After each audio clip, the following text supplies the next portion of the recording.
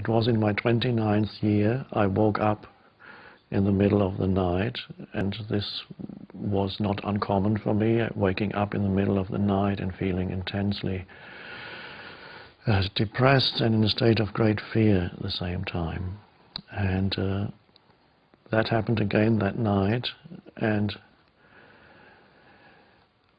the thought occurred to me, I can't live with myself any longer. And that thought repeated itself in my mind. I can't live with myself. And then suddenly I looked at the thought. I kind of stood back from that thought and looked at it and said, that's a strange thought.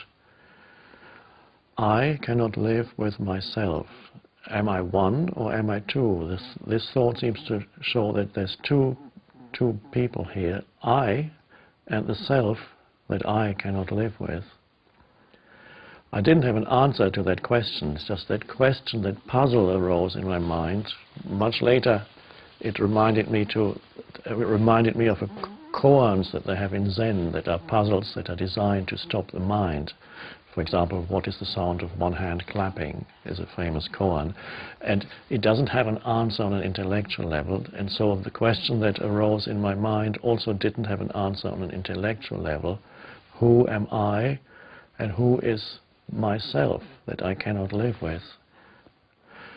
But that question triggered an inner shift. Something inside me, and I didn't understand it at that point, must have disidentified from the self, the unhappy me, as I later called it.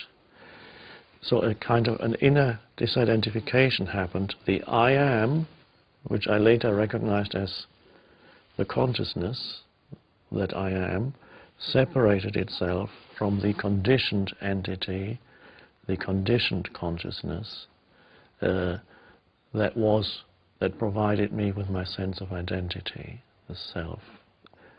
And that consisted largely of an unhappy story.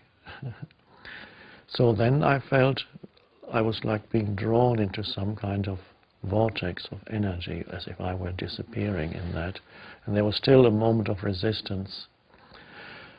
And I heard something almost like a voice inside me that said, resist nothing. So I gave up resisting the feeling of, almost the feeling of disappearing into nothingness.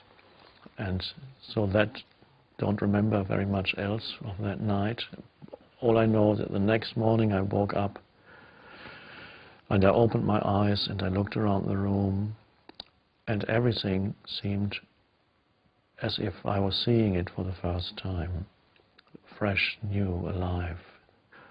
The light coming through the windows, familiar objects on the table.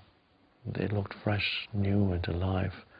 So I got up and went out for a walk, and I looked around, and everything seemed so peaceful. Even the traffic in the city seemed so peaceful, and I knew something strange had happened. There was suddenly, everything was filled with aliveness and peace, and I didn't know why.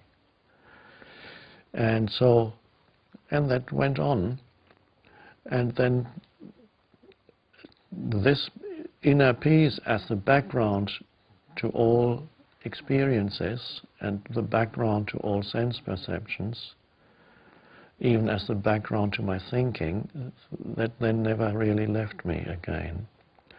But it took me a long time to understand it, to be able to put it into words. And so a little later I started investigating other spiritual teachings, for the first time Buddhism, Christianity, and more contemporary spiritual teachings.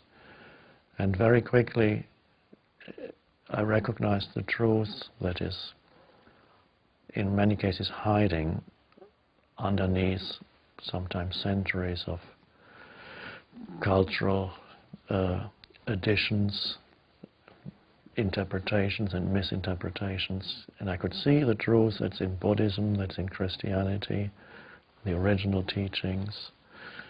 And in turn, they shed light on what had happened to me.